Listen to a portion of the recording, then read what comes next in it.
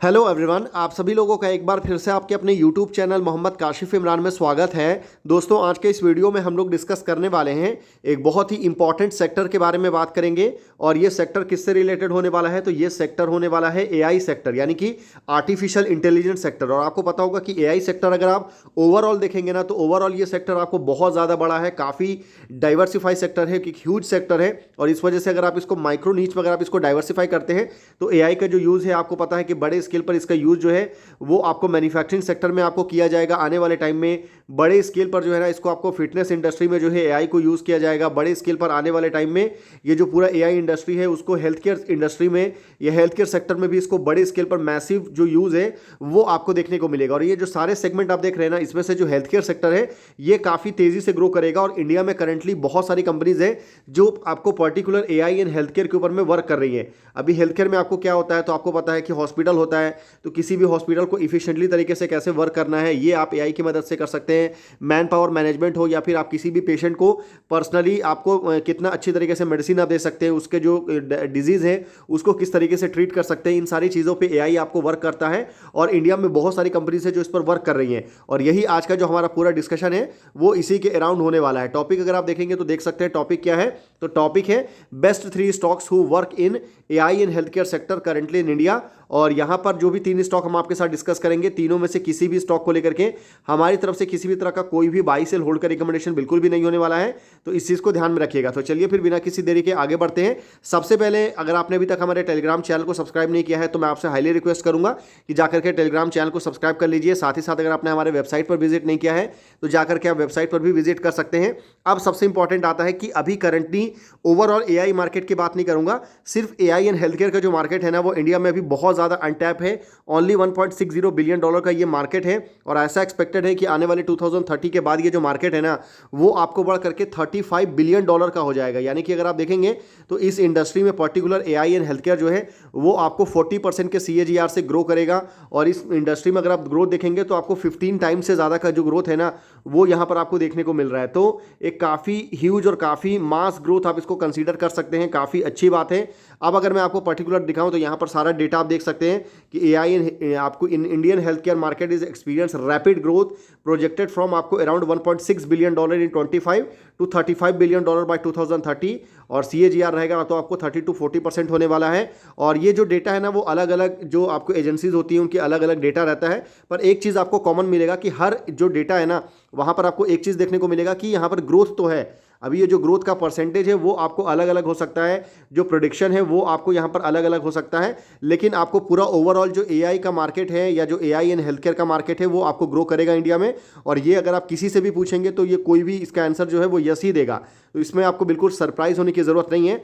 अब अगर मैं आपको पर्सनली बात करूं तो यहाँ पर आपको क्या क्या काम है जो एआई आपको हेल्थ केयर सेक्टर में करेगा। तो इसमें जो सबसे बड़े स्केल पर जो आपको वर्क होगा आने वाले टाइम में वो होगा आपको आपको यहाँ पर पर्सनलाइज्ड आपको मेडिसिन यहाँ पर दिया जाएगा। जैसे कि क्या होता है ना कि अगर आप फॉर एग्जांपल के लिए मैं आपको समझाने के लिए बताता हूँ कि जैसे आपको एक डॉक्टर है, ठीक है, अगर आप किसी डॉक्टर के पास जाते हैं और आपने कोई भी डिजीज़ अगर आप लेकर के गए तो वो आपको मेडिसिन देंगे, ठीक है। मान लीजिए फॉर एग्जांपल के लिए वो 3 टाइप के मेडिसिन देते हैं और वही सेम मेडिसिन लेकर मतलब सेम पेशेंट टाइप के जो मतलब सेम डिजीज़ के अगर आपको 10 पेशेंट भी डॉक्टर के पास जाएंगे ना तो 10 पेशेंट को डॉक्टर जो है यही 3 मेडिसिन रिकमेंड करेगा। पर क्योंकि क्या होता है कि हर आदमी का DNA अलग अलग होता है, हर आदमी के सेल्स अलग अलग होते हैं, एज अलग अलग होता है, तो उस वजह से बहुत सारी चीज़ें होती हैं जो पर्सनलाइज जो आपको मेडिसिन होते हैं ना वो डॉक्टर्स इतना प्रिसाइज आपको वो ऑफर नहीं कर पाते हैं। और ये जो बहुत बड़ा गैप है ना इसको कौन फुलफिल करेगा? तो इसको आने वाले टाइम में एआई फुलफिल करेगा। और एआई एनालाइज करने वाला है जेनेटिक को, आपके लाइफस्टाइल के हिसाब से वो आपको जो मेडिसिन है वो आपको प्रोवाइड करेगा डेटा फॉर आपको टेलर ट्रीटमेंट के लिए। तो ये एक बहुत बड़ा मार्केट आपको आने वाले टाइम में होने वाला है। और साथ ही साथ अगर आप देखेंगे तो टेलीमेडिसिन का जो बूम आएगा उसमें भी एआई का काफ़ी इंपॉर्टेंट रोल रहेगा। मतलब increasing use of AI chatbot का जो यूज़ है बड़े स्केल पर किया जाएगा। वर्चुअल असिस्टेंट्स आपको लिया जाएगा फॉर आपको रिमोट केयर के लिए आपको लिया जाएगा। जैसे चैटबॉट अगर मैं आपको बताऊं तो चैटबॉट आपने देखा होगा ये आपको हर जगह देखने को मिल जाएगा। अगर आप फॉर एग्जांपल के लिए अगर आप यहाँ पर जो मेक माई ट्रिप ऐप यूज़ करेंगे या फिर अगर आप ओयो का ऐप यूज़ करते हैं या कोई भी अगर आप ऐप यूज़ करते हैं ना तो आज के टाइम में आपको चैटबॉट वाला ऑप्शन आपको देखने को मिलेगा।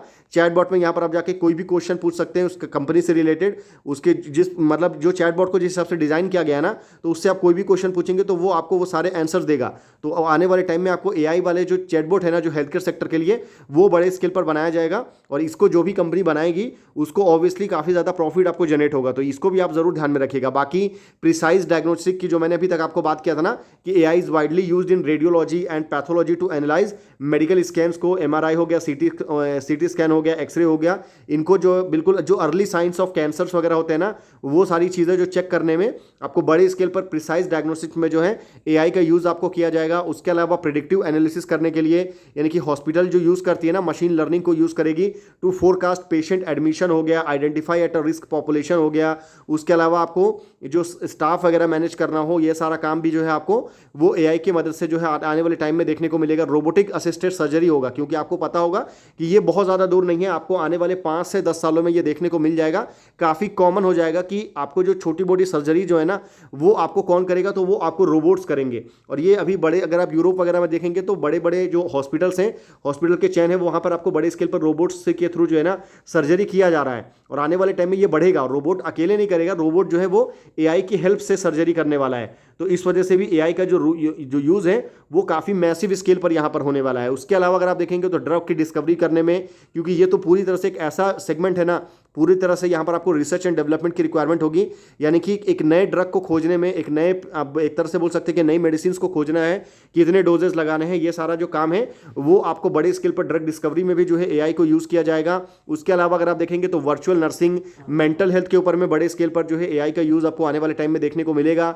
उसके अलावा एल्गोरिथम बायस में भी आपको देखने को मिलेगा। उसके अलावा डेटा की प्राइवेसी, हालांकि आपको ये भी बता दूं कि यहाँ पर सारी चीज़ें AI में आपको सही नहीं रहेगी। एक बहुत बड़ा रिस्क जो यहाँ पर आपको बन रहा है, वो जो यहाँ पर जो एक्सपर्ट बता रहे हैं ना कि डेटा की प्राइवेसी जो है ना वो आपको रहेगी नहीं, क्योंकि पेशेंट्स का जो डेटा होता है, नॉर्मली अगर आप डॉक्टर के पास जाते हैं तो डॉक्टर के ऊपर रहता है, डॉक्टर नॉर्मली आपके जो पर्सनल डेटा वगैरह है वो शेयर नहीं करते हैं। पर जो AI है, AI क्योंकि क्या है, वो सिस्टम डिज़ाइन है, उसके पास आपको डेटा जाता है तो डेटा को लीक होने की जो पॉसिबिलिटी है वो काफ़ी हाई हो जाती है। तो ये काफ़ी टॉप प्रायोरिटी है और यहाँ पर स्ट्रिक्ट रेगुलेशंस की रिक्वायरमेंट है। और इसके लिए यहाँ पर गवर्नमेंट जो है, अलग अलग स्टेट गवर्नमेंट और आपको सेंट्रल गवर्नमेंट या बड़े स्केल पर जो यूरोपियन यूनियन वगैरह है, वो इसमें आपको रूल्स वगैरह आपको लाने के लिए इसके ऊपर में वर्क भी कर रहे हैं। साथ ही साथ अगर आप देखेंगे तो पर्सनल हेल्थ पार्टनर वगैरह जो है वो भी आपको देखने को मिलेगा। तो ये कुछ चीज़ें हैं जो आपको ध्यान में रखना है। अब अगर आगे बढ़ें और स्टॉक्स रिलेटेड डिस्कशन करें, उससे पहले अगर आप नेक्स्ट टॉपिक में पार्टिसिपेट करना चाहते हैं तो कर सकते हैं।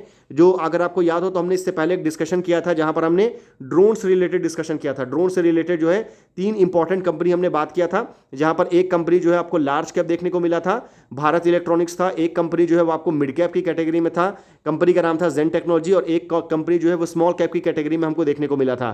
तो अगर आप चाहते हैं कि आने वाले टाइम में हम ड्रोन टेक्नोलॉजी से रिलेटेड ही पर्टिकुलर जो है ना सिर्फ माइक्रो कैप कंपनीज के बारे में डिस्कशन करें, तो सिंपली आप कमेंट में 1 लिख दीजिएगा, तो मैं समझ जाऊंगा कि आप इस टॉपिक में इंटरेस्टेड हैं। सेम अगर मैं आपको सेकंड टॉपिक की बात करूं तो काफ़ी ज़्यादा आपको आने वाले टाइम के लिए काफ़ी हाई ग्रोथ सेक्टर है। वो कौन सा सेक्टर है? तो वो है आपको rare earth mineral. Rare earth mineral आपको पता है कि इसकी जो डिमांड है वो सेमीकंडक्टर इंडस्ट्री हो या फिर सोलर इंडस्ट्री हो, रिन्यूएबल इंडस्ट्री हो, इसकी जो डिमांड है ना वो आपको काफ़ी ज़्यादा होने वाली है। तो रेयर अर्थ मिनरल में अगर आप इंटरेस्टेड हैं तो सिंपली आप कमेंट में 2 लिख दीजिएगा। तो जैसा कमेंट आएगा उसके हिसाब से हम आने वाले टाइम में पूरी कोशिश करेंगे कि वीडियो जो है वो मैं आपके लिए बना करके ला सकूँ। अब चलिए आगे बढ़ते हैं और पहली कंपनी की तरफ चलते हैं जो कि इंडिया में भी currently AI and health care में आपको वर्क कर रही है मैसिव लेवल पर। कंपनी का नाम क्या है? तो कंपनी का नाम है टाटा एक्सी लिमिटेड। टाटा एक्सी की अगर मैं साइज की बात करूं तो करंटली कंपनी 33,000 करोड़ के मार्केट कैप पर आपको देखने को मिलेगा। रीसेंट टाइम में स्टॉक में आपको जबरदस्त गिरावट भी हमको देखने को मिली है। देखिए टाटा एक्सी आपको पता होगा कि ये तो आपको IT सेक्टर की कंपनी है और नॉर्मली इंडिया में जितनी भी कंपनी है ना जो AI में आपको वर्क कर रही है वो आपको IT सेक्टर की सॉफ्टवेयर वाली जो सेक्टर है उसी से हमको देखने को मिलता है। अब चलिए आगे बढ़ते हैं, यहाँ पर बात करते हैं टाटा एक्सी की। तो यहाँ पर देखिए Tata Elxsi remains a prominent leader in integrating artificial intelligence and generative AI across the healthcare and life science sector. Their work focus on enhancing diagnostic accuracy, personalize patient care and streamline medical devices engineering में जो है आपको यहाँ पर company का जो focus हमको देखने को मिल रहा है। अब एक एक करके सबको डिस्कस करते हैं कि टाटा एक्सी जो है वो आपको किसके ऊपर में वर्क कर रही है। तो टाटा एक्सी का जो मेन फोकस है वो AI असिस्टेड डायग्नोस्टिक के ऊपर में रहने वाला है, यानी कि कंपनी जो है वो ऐसे AI सॉल्यूशंस को आपको डेवलप कर रही है जिसकी मदद से जो है ना आप किसी भी जो डायग्नोस्टिक होता है, जैसे कोई भी अगर आपको कैंसर होता है फॉर एग्जाम्पल के लिए, या आपको डायबिटिक होता है या आपको स्किन का कुछ प्रॉब्लम होता है, तो उसके लिए जो एक्यूरेट मेडिसिन की रिक्वायरमेंट होगी, उसके लिए जो डायग्नोसिस की जो स्पीड चाहिए, ये सारा जो डेटा है वो आपको यहाँ पर देखने को मिलेगा। उसके बेसिस पर कंपनी एआई डिजाइन कर रही है। And this include image processing technique से लेकर के real time analysis using mobile camera, advance आपको model for radiology, image screening, ये सारी चीज़ें जो है वो आपको इसी के अंदर में देखने को मिलेगी। तो डायग्नोस्टिक के ऊपर में कंपनी काफ़ी वर्क कर रही है और इसके लिए कंपनी का जो है खुद का एक आप एआई कंपनी ने लॉन्च भी किया था। आपको टी केयर करके डिजिटल आपको थेरेप्यूटिक्स देखने को मिला। एआई इनेबल प्लेटफॉर्म है for personalise care and remote patient engagement के लिए यूटिलाइज करता है एआई एंड मशीन लर्निंग को and internet of medical things को to provide evidence based intervention for chronicle disease management में। ये वाला जो आपको एआई है वो कंपनी यहाँ पर आपको यूज करने को देखती है। साथ ही साथ अगर आप देखेंगे तो डिजिटल हेल्थ एंड आपको पेशेंट केयर प्लेटफॉर्म, जो मैंने आपको बताया था ना कि टाटा एक्सी जो है वो आपको जनरेटिव एआई के ऊपर में भी वर्क कर रही है। Platform to revolutionize human computer interaction in health care, offering personalize interaction and advance recognition capability, जो है जैसे कि आपके जो फेसेस है उसके इमोशंस को, उसके वॉइस, आपके वॉइस को, आपके गेस्चर को देख करके आपको क्या प्रॉब्लम हो सकता है, इस सारी चीज़ें जो है वो एआई आपको जज करेगा और एआई इसके हिसाब से आपको बताएगा। और इसके लिए कंपनी के अलग अलग ऐप्स वगैरह भी, मतलब अलग अलग एआई जो टूल्स है वो आपको देखने को मिलेगा। बाकी कंपनी ने अगर आप देखेंगे तो कंपनी ने यहाँ पर एक आपको यूनिवर्सिटी ऑफ इलिनॉइस के साथ में, यूर्माना कैंपेन के साथ में ओएसएफ हेल्थ केयर वगैरह भी लगाया था। रूरल हेल्थ केयर सॉल्यूशंस वगैरह हमको यहाँ पर देखने को मिला, मेडिकल थिंग्स वगैरह आपको देखने को मिला। उसके अलावा देखेंगे तो डेटा एनालिटिक्स के ऊपर में, प्रिडिक्टिव मॉडलिंग के ऊपर में कंपनी का जो एआई है वो आपको वर्क कर रहा है। उसके अलावा आपको डेटा इंटेलिजेंस पर अगर आप देखेंगे ना तो टेडेक्स करके एक AI power data intelligence platform है कंपनी के पास में, दैट फैसिलिटेट करता है secure real time data insight by handling complex multi model data sets. लाक आपको क्या हो गया, जीनोमिक्स हो गया, मेडिकल इमेजिंग हो गया, ये सारा काम जो है वो यहाँ पर आप कर सकते हैं। बाकी आपको डायग्नोस्टिक असिस्टेंट से लेकर के आपको मेडिकल डिवाइस की जो इंजीनियरिंग होता है, जैसे कि आपको क्या होता है ना कि बहुत सारे मेडिकल डिवाइसेज होता है, आपको पता होगा कि एक्सरे के लिए अलग डिवाइस होता है, आपको कैंसर के लिए अलग डिवाइस होता है। तो इन सब की जो इंजीनियरिंग होती है ना वो सारा आपको यहाँ पर देखने को मिलेगा। जैसे कि टाटा एक्सी इंटीग्रेटेड आपको AI into medical device development, helping client navigate complex compliances pathway and expedite the creation of robust market ready solution used in over 60 countries. तो ये आपको यहाँ पर देखने को मिलेगा। बाकी अगर आप देखेंगे तो ड्रग डिस्कवरी में भी कंपनी का जो एआई है वो कंपनी इसके ऊपर में भी वर्क कर रही है। आने वाले टाइम में यहाँ पर भी कंपनी को अच्छे जो अप्रोच है वो देखने को मिल सकता है। और उसके अलावा टाटा एक्सी का जो सबसे अच्छी बात यहाँ पर निकल के आई ना कि कंपनी जो है वो आपको बहुत सारे स्पोर्ट्समैन है इंडिया में नहीं ग्लोबली भी अगर आप देखेंगे तो स्पोर्ट्स मेडिसिन के ऊपर में कंपनी काफ़ी लंबे समय से वर्क कर रही है। यानी कि जो एथलीट होते हैं ना, आपको फॉर एग्जांपल ऐसे एथलीट जो फुटबॉल खेलते हैं, क्रिकेट खेलते हैं, उनके लिए जो सबसे बड़ा कंसर्न होता है कि वो अपने हेल्थ को जो है ना वो प्रॉपरली आपको मेंटेन करके नहीं रख पाते हैं, प्रॉपरली वो मैनेज करके नहीं रख पाते। जैसे होता है ना कि स्मार्ट वॉच क्या है, स्मार्ट वॉच भी एक तरह का आपको एआई है, उसमें भी एआई आपको लगाया गया कि कितना स्टेप आपने चला है, आपने कितना कैलोरी बर्न किया है। तो ये सारा डेटा जो है वो एआई स्टोर करके रखता है। तो उसको पर्सनलाइज लेवल पर जो है लेकर के जाएगी कंपनी और रियल टाइम एथलीट को परफॉर्मेंस मॉनिटरिंग जो है वो आपको करके देगी कंपनी। आपको इंजुरीज वगैरह जो है होने वाला है उससे पहले ही अगर प्रेडिक्ट कर देगी तो किसी भी जो एथलीट है उसके लिए काफ़ी अच्छा होगा। और ये आपको यहाँ पर सारी चीज़ें कंपनी कर भी रही है। बाकी सर्जिकल इमेजिंग के ऊपर में भी कंपनी का एआई जो है वो आपको वर्क करते हुए देखने को मिलेगा। तो ये सारा डेटा है जो टाटा एक्सी आपको वर्क कर रही है। अब अगर मैं आपको टाटा एक्सी के नंबर की बात करूं जो कि सबसे ज़्यादा इंपॉर्टेंट है, तो आपको 3145 करोड़ से बढ़कर के 3500 करोड़ और नेक्स्ट आपको ये बढ़कर के 3729 करोड़। तो पहले तो थोड़ा अच्छा ग्रोथ था 27%, 13%, पर अभी रिसेंट ईयर में ओनली 5% का ग्रोथ देखने को मिल रहा है। वहीं अगर मैं नेट प्रॉफिट की बात करूं तो ये 755 करोड़ से 792 करोड़ और 792 करोड़ से यहाँ पर आपको 785 करोड़ का नेट प्रॉफिट देखने को मिल रहा है। तो रीज़न उसके पीछे क्या है कि कंपनी का रेवेन्यू जो है वो भले 5% से ग्रो किया, पर कंपनी का रेवेन्यू ग्रो किया है, पर जो प्रॉफिट है ना वो यहाँ पर आपको डिक्लाइन हो रहा है। इसके पीछे रीज़न क्या है, तो इसके पीछे बहुत बड़ा रीज़न है कंपनी का जो ऑपरेटिंग प्रॉफिट मार्जिन है वो लास्ट ईयर आपको 29% था और वो अभी घट करके 26% पर आ चुका है। तो 3% जो मार्जिन में डिक्लाइन आया है उसकी वजह से टाटा एक्सी का जो नेट प्रॉफिट है वो हमको यहाँ पर डिक्लाइन होते हुए देखने को मिला। बाकी अगर मैं फर्दर कंपनी के फंडामेंटल की बात करूँ तो स्ट्रॉन्ग फंडामेंटल है, 33,000 करोड़ के आसपास का आपको मार्केट कैप देखने को मिलेगा। आरओई काफ़ी स्ट्रॉन्ग है 29%, आरओसी 36% देखने को मिलेगा। वहीं डेट कंपनी के ऊपर में बहुत ज़्यादा नहीं है, ओनली 170 करोड़ के आसपास का डेट है। डेट टू इक्विटी बिल्कुल कंट्रोल में है, 2600 करोड़ से ज़्यादा का रिजर्व आपको देखने को मिलेगा। वहीं ये कंपनी वैल्यूएशन के हिसाब से काफ़ी ज़्यादा ओवर वैल्यू है, चाहे आप पी के हिसाब से देखिए चाहे आप इसको पेग रेशियो के हिसाब से देखिए। वहीं शेयर होल्डिंग पैटर्न की बात करूं तो काफ़ी स्ट्रॉन्ग शेयर होल्डिंग पैटर्न है, क्योंकि प्रमोटर की भी यहाँ पर अच्छी होल्डिंग तो नहीं है, मतलब ठीक होल्डिंग है, पर उससे अच्छी बात यह है कि यहाँ पर एफआई की काफ़ी अच्छी होल्डिंग देखने को मिलेगा। म्यूचुअल फंड की अगर मैं बात करूँ तो म्यूचुअल फंड की भी यहाँ पर काफ़ी स्ट्रॉन्ग होल्डिंग है, मतलब 20% से ज़्यादा की होल्डिंग जो है वो इंस्टीट्यूशन के पास में है। बाकी जो रिमेनिंग शेयर बचता है वो आपको पब्लिक का देखने को मिलेगा।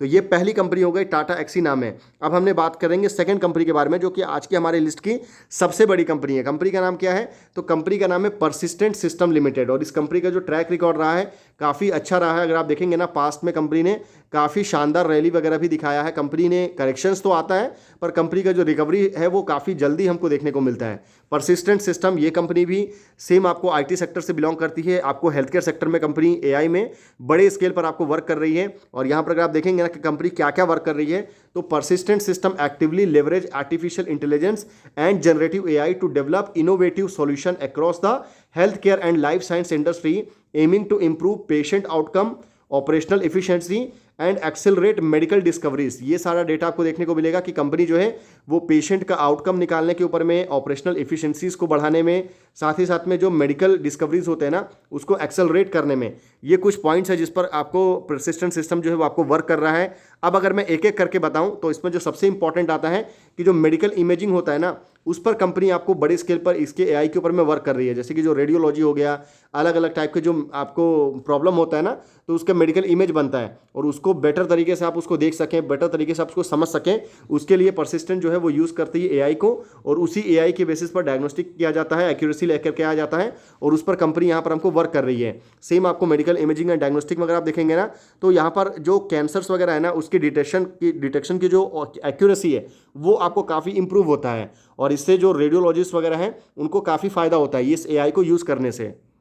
वहीं कंपनी के एआई का यूज करके precise medicine and drug discovery यहां पर आपको किया जा सकता है। Company utilize AI and generative AI to tailor treatment strategy to individual patient आपको कैरेक्टरिस्टिक्स के हिसाब से। पर्टिकुलर इनको आपको ऑन्कोलॉजी का मतलब होता है आपको स्टडी ऑफ कैंसर, इसमें बड़े स्केल पर आपको इसको यूज़ किया जाता है। बाकी अगर आप देखेंगे तो प्रिसाइज मेडिसिन, ऑन्कोलॉजी जो मैंने आपको बताया था। बाकी पॉपुलेशन हेल्थ मैनेजमेंट, जो अगर मैं आपको पर्टिकुलर बात करूँ ना कि परसिस्टेंट सिस्टम का जो सबसे स्ट्रॉन्ग पॉइंट है, यानी कि जो कंपनी जो अभी तक एआई सेक्टर में, एआई हेल्थ केयर में कंपनी ने जो सबसे अच्छा किया है ना, वो आपको ये पीएचएम है। ऐसा क्यों है? तो परसिस्टेंट ऑफर करती है एक जनरेटिव एआई पावर्ड पीएचएम सॉल्यूशन, जो कि डेवलप किया गया है कोलैबोरेशन विथ माइक्रोसॉफ्ट के साथ में। कंपनी ने कोलैबोरेट करके इसको बनाया है।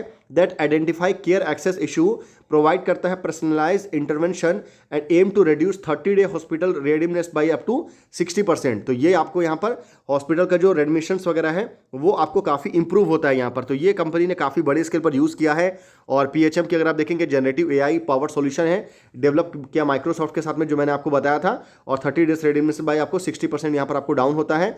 ये सारा डेटा आपको देखने को मिलेगा। बाकी पेशेंट केयर हो गया, पेशेंट की इंगेजमेंट हो गया, ये सारी चीज़ें के ऊपर में भी कंपनी यहाँ पर आपको काफ़ी अच्छे से वर्क कर रही है। ऑपरेशनल इफिशिएंसी जो है वो भी आपको काफ़ी ज़्यादा बढ़ते हुए देखने को मिल रहा है। 80% से ज़्यादा जो है आपको यहाँ पर इफिशिएंसी हॉस्पिटल का हो या फिर आपको इंडिविजुअल पेशेंट्स का, वो हमको बढ़ते हुए देखने को मिल रहा है। लेबर कॉस्ट वगैरह जो है वो आपको काफ़ी कम हो जाता है किसी भी हॉस्पिटल के लिए। ड्रग डिस्कवरी में काफ़ी बड़े स्केल पर आपको परसिस्टेंट सिस्टम का जो एआई है उसके हेल्प से आप यूज़ कर सकते हैं। तो ये कुछ डेटा है जो आपको देखने को मिलेगा।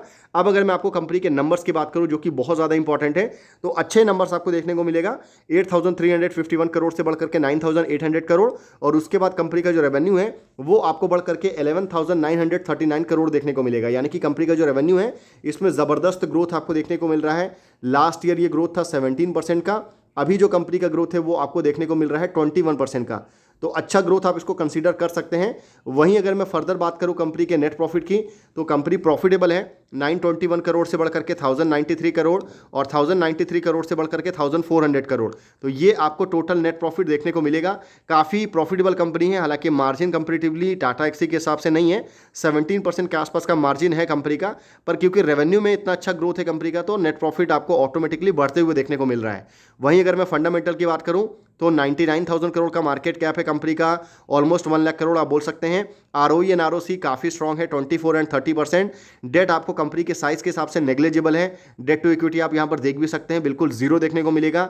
और रिजर्व कंपनी के पास में 7,000 करोड़ से ज़्यादा है, तो ये समझ सकते हैं कि कितना स्ट्रॉन्ग रिजर्व कंपनी होल्ड करती है। वहीं वैल्यूएशन यहाँ पर भी काफ़ी ज़्यादा ओवर वैल्यू है। और अगर मैं शेयर होल्डिंग पैटर्न की बात करूँ तो परसिस्टेंट सिस्टम का जो प्रमोटर की होल्डिंग है वो यहाँ पर काफ़ी कम है, ओनली 30%। पर यहाँ पर अच्छी बात है कि एफआईआई की बहुत ज़्यादा अच्छी होल्डिंग है। हालांकि रिसेंट क्वार्टर में थोड़ी होल्डिंग डिक्लाइन जरूर हुआ है, पर म्यूचुअल फंड की जो होल्डिंग है वो आपको बढ़ा है। मतलब क्या हुआ ना कि भले यहाँ पर आपको एफआईआई की जो होल्डिंग है ना वो 3% के आसपास डाइल्यूट जरूर हुआ, पर जो म्यूचुअल फंड की होल्डिंग है वो सेम यहाँ पर आपको बढ़ गया। मतलब एफआईआई ने जो बेचा वो यहाँ पर म्यूचुअल फंड ने खरीद लिया, इस वजह से कोई ज़्यादा दिक्कत की बात नहीं है। और जो पब्लिक की होल्डिंग पहले आपको 16% था वो अभी आपको 17% है, तो बहुत ज़्यादा चेंज नहीं हुआ है। और सबसे अच्छी बात क्या है परसिस्टेंट सिस्टम के केस में कि यहाँ पर ओवरऑल अगर आप शेयर होल्डिंग पैटर्न देखेंगे ना तो जो सबसे कम होल्डिंग किसी के पास में है तो वो किसके पास है, तो वो आपको पब्लिक के पास देखने को मिलेगा। तो ये एक अच्छी बात है कि स्ट्रॉन्ग स्टॉक जो है वो आपको स्ट्रॉन्ग हैंड में काफ़ी ज़्यादा देखने को मिल रहा है। ये एक अच्छी चीज़ है परसिस्टेंट सिस्टम के केस में। तो इस कंपनी को भी फर्दर आप स्टडी कर सकते हैं।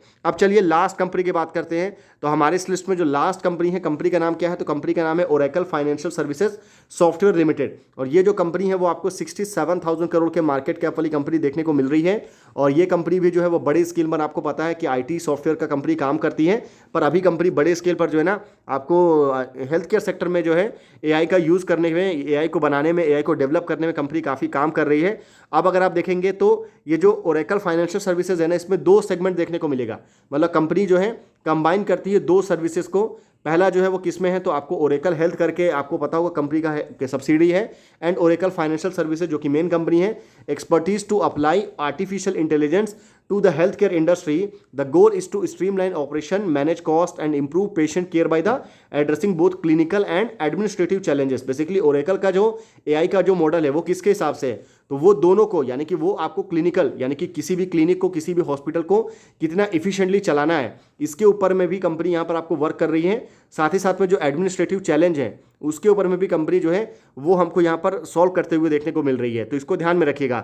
बाकी कंपनी का जो बिजनेस है वो किस पे है, तो सबसे पहले आप देख लीजिए कंपनी आपको क्लिनिकल, आपको ऑपरेशंस में, पेशेंट केयर में, तो AI is use in the new Oracle health electronic, आपको रिकॉर्ड मेंटेन करके रखना हो, system to reduce administrative burden on आपको क्लिनिक्स में वगैरह में, तो ये आपको देखने को मिलेगा। पूरा जो आपको जो हॉस्पिटल होता है उसका डॉक्यूमेंटेशन वगैरह हो गया, उसके पेशेंट की हिस्ट्री हो गया, रियल टाइम क्लिनिकल डिसीजंस वगैरह होना हो, तो ये सारा डेटा जो है वो एआई के थ्रू आप काम कर सकते हैं। बाकी फाइनेंशियल ऑपरेशंस, मतलब किसी भी हॉस्पिटल को चलाने के लिए बड़े स्केल पर आपको रेवेन्यू का मैनेजमेंट करना होता है, ये सारा काम भी जो है एआई की हेल्प से आप यहाँ पर बड़े स्केल पर आप कर सकते हैं। हाई वॉल्यूम बिलिंग हो गया, मैनुअल एरर्स को हटाना हो गया, ये सारा काम यहाँ पर आपको देखने को मिलेगा। साथ ही साथ अगर आप देखेंगे ना तो पेयर प्रोवाइडर कोलेब्रेशन, यहाँ पर बेसिकली जो सबसे इंटरेस्टिंग डेटा है ना ओरेकल के केस में कि ओरेकल हेल्थ का जो एआई है वो फ्यूल्ड एप्लीकेशन है aim to reduce friction between health care provider and insurance payer. Basically क्या होता है ना कि जैसे कोई हेल्थ केयर प्रोवाइडर है, जैसे कि कोई हॉस्पिटल है, अभी फॉर एग्जांपल के लिए एक हॉस्पिटल है और यहाँ पर एक इंश्योरेंस पेयर है, यानी कि ऐसा लोग, कोई इंडिविजुअल जो इंश्योरेंस यहाँ पर आपको पे करता है, ठीक है। अभी इन दोनों के बीच में हमेशा कंपटीशन, मतलब टफ फाइट क्या रहती है कि हॉस्पिटल बिल बोलता है कि किसी के पेशेंट में इतना बिल हुआ है तो आप इतना बिल दीजिए, कंपनी बोलती है कि मैं इतना नहीं दूंगी, इतना दूंगी। तो ये जो बीच में जो गैप होता है ना कि हॉस्पिटल ज़्यादा बिल डिमांड करता है और जो इंश्योरेंस कंपनी है वो बिल को लेने के लिए एग्री नहीं करते हैं, वो आपको काउंटर करते हैं, और इस बीच में जो अमाउंट है वो पेशेंट जो है उसको पे करना पड़ता है। तो ये जो बहुत बड़ा गैप है उसको यहाँ पर जो है ना एआई की मदद से ओरेकल जो है फिल करना चाहती है, और इससे जो पूरा का पूरा जो मेडिकल हेल्थ के जो मेडिकल इंश्योरेंस जो इंडस्ट्री है ना उसमें काफ़ी डिस्ट्रप्शन आपको देखने को मिलेगा, और काफ़ी बड़े स्केल पर आपको आने वाले टाइम में इसमें काम भी देखने को मिलेगा। तो ये ध्यान रखिएगा। बाकी क्लिनिकल एआई एजेंट हो गया, मतलब पेशेंट डेटा को अलाउ करती है कंपनी, मोर अच्छा पेशेंट केयर देखने को मिलेगा। बाकी डेटा एंड एनालिटिक्स देखने को मिलेगा। बाकी एंटरप्राइज रिसोर्स प्लानिंग, मतलब किसी भी हॉस्पिटल को चलाने के लिए आपको बहुत सारी रिसोर्सेज की रिक्वायरमेंट होती है, और ये जो रिसोर्सेज है वो आपको अलग अलग फॉर्म में हो सकता है, मैन पावर के फॉर्म में हो सकता है, मटेरियल के फॉर्म में हो सकता है, आपको यहाँ पर जो आपको और जो मशीनरी यहाँ पर आपको लगती है इन सब के फॉर्म में हो सकता है। तो ये जो सारी चीज़ें हैं ना वो बहुत इफिशिएंटली यूज़ होना चाहिए। अगर वो इफिशिएंटली यूज़ नहीं होगा तो हॉस्पिटल जो है वो आपको प्रॉफिटेबल नहीं होगा। और इसको जो एफिशिएंटली यूज़ करने के लिए आप किसका यूज़ करेंगे, तो इफिशिएंटली यूज़ करने के लिए हम एआई का यूज़ कर सकते हैं, और उसके लिए जो है ना ये आपको ओरेकल फाइनेंशियल का जो एआई है वो आपको वर्क करता है। तो इसको हम बोलते हैं ईपीआर, यानी कि ERP, इंटरप्राइज रिसोर्स प्लानिंग, वो आपको यहाँ पर कंपनी काफ़ी वर्क कर रही है। बाकी रेवेन्यू साइकिल मैनेजमेंट करने के लिए, यानी कि पूरा का पूरा रेवेन्यू जो है वो कैसे जनरेट हो रहा है, एरर को कम करना ताकि कंपनी के ऊपर में कोई एक्स्ट्रा बर्डन नहीं आए, ये आपको एक अच्छा AI है जिस पर कंपनी वर्क कर रही है। प्रेडिक्टिव प्लानिंग के ऊपर में कंपनी वर्क कर रही है। आपको सप्लाई चेन का जो ऑप्टिमाइजेशन है वो आपको यहाँ पर देखने को मिलेगा। तो ये बात हो गई कंपनी के बिजनेस के बारे में, जो कि आपको हेल्थ केयर से रिलेटेड जो बिजनेस है उसके बारे में हम बात कर रहे हैं। अब अगर मैं आपको रेवेन्यू की बात करूं तो काफ़ी स्ट्रॉन्ग रेवेन्यू है। 5,700 करोड़ से बढ़कर के 6,300 करोड़, फिर ये बढ़कर के 6,800 करोड़। हालांकि रेवेन्यू में आपको वैसा ग्रोथ देखने को नहीं मिलेगा, क्योंकि कंपनी का जो रेवेन्यू ग्रोथ है ना वो बहुत ज़्यादा नहीं है। पहले आपको 12% देखने को मिल रहा था, अभी कितना है, तो अभी आपको 8% के आसपास है। तो कोई बहुत मैसिव ग्रोथ नहीं आया है। पर यहाँ पर ओरेकल के केस में जो सबसे अच्छी बात है ना कि कंपनी का जो प्रॉफिट है ना वो आपको ज़बरदस्त देखने को मिलेगा। अगर आप देखेंगे 1,800 करोड़ से बढ़कर के 2,200 करोड़, और उसके बाद बढ़कर के 2,380 करोड़ का नेट प्रॉफिट जो है वो कंपनी ने जनरेट किया। इतना ज़्यादा नेट प्रॉफिट क्यों आया है? क्योंकि कंपनी के जो मार्जिन है वो बहुत ज़्यादा हाई है। पहले कितने थे? पहले ऑपरेटिंग प्रॉफिट मार्जिन 44% था, जो कि अभी बढ़कर के 45% आपको देखने को मिल रहा है। तो काफ़ी ज़्यादा अच्छा मार्जिन है, और इसकी वजह से जो प्रॉफिटेबिलिटी है कंपनी की वो आपको काफ़ी ज़्यादा बढ़ते हुए देखने को मिल रही है। वहीं अगर मैं इस कंपनी के फंडामेंटल की बात करूं तो फंडामेंटल आप देख सकते हैं 66,000 करोड़ का, 67,000 करोड़ का मार्केट कैप है। ROE काफ़ी स्ट्रांग है 29%, ROC उससे भी ज़्यादा इंप्रेसिव है 40% का। सबसे अच्छी बात है कि इस कंपनी के ऊपर में बिल्कुल नेग्लिजिबल डेट है, ओनली 34 करोड़ का, यानी कि कंपनी के ऊपर में जो डेट टू इक्विटी है वो बिल्कुल जीरो देखने को मिल रहा है। तो ये बहुत बड़ा स्ट्रांग पॉइंट है जिसको आपको ध्यान में रखना है। 7,000 करोड़ से ज़्यादा का डेट रिजर्व देखने को मिलेगा कंपनी के पास में। बाकी अगर मैं इस कंपनी के वैल्यूएशन की बात करूँ तो ऑब्वियसली ये स्टॉक जो है ना वो आपको पेग रेशियो के हिसाब से ओवर वैल्यू है और पी के हिसाब से अंडर वैल्यू देखने को मिलेगा। वहीं शेयर होल्डिंग पैटर्न पर आएंगे तो ऑब्वियसली IT सेक्टर की जो कंपनीज है वहां पर आपको प्रमोटर की होल्डिंग भले आपको कम देखने को मिले, पर FII DI काफ़ी ज़्यादा रहता है और यहाँ पर आपको देखने को भी मिलेगा। यहाँ पर तो प्रमोटर की ही होल्डिंग बहुत ज़्यादा है और FII की जो होल्डिंग है वो भी काफ़ी अच्छी है, होल्डिंग आपको बड़ी है। म्यूचुअल फंड की बात करूँ तो म्यूचुअल फंड की भी होल्डिंग आपको काफ़ी अच्छा देखने को मिलेगा। तो प्रमोटर की होल्डिंग के हिसाब से जो FII DI है वो काफ़ी स्ट्रॉन्ग है। बाकी जो रिमेनिंग बचता है वो पब्लिक के पास में 10.38%, तो कोई बहुत ज़्यादा चेंज जो है वो शेयर होल्डिंग पैटर्न में आपको देखने को नहीं मिल रहा है। तो ये टोटल 3 कंपनीज थी जिसके बारे में हमने डिस्कस किया, जो कि particular AI and health care में वर्क कर रही हैं। तो आई होप आपको वीडियो इन्फॉर्मेटिव लगा होगा। वीडियो अगर आपने एंड तक देखा है तो उसके लिए बहुत बहुत थैंक यू। वीडियो अगर आपको इन्फॉर्मेटिव लगा है तो वीडियो को जरूर लाइक करिएगा। चैनल आपको पसंद आए तो आप चैनल को जरूर सब्सक्राइब करिएगा। बाकी अगर आपको जो 2 टॉपिक मैंने आपको बताया कि पर्टिकुलर अगर आप ड्रोन सेक्टर से रिलेटेड अगर आप माइक्रो कैप स्टॉक में इंटरेस्टेड हैं तो सिंपली आप कमेंट में 1 लिखिएगा।